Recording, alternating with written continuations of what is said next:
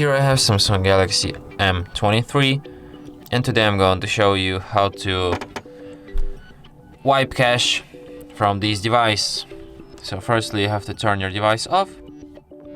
No, firstly, you have to connect your device to the USB cable, which is connected to the computer on the other side, and then turn off your device.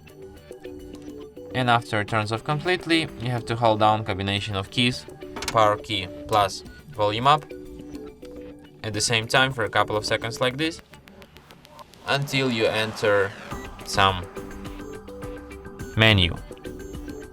You will see what menu I'm talking about. I mean this kind of menu. Here in this menu, using volume keys you can navigate and power key you can select, and you just have to select an option wipe cache partition and then confirm it. And after a few seconds, when you see the message cache wipe complete, just select the first option reboot system now, and your device will be restarted as usual.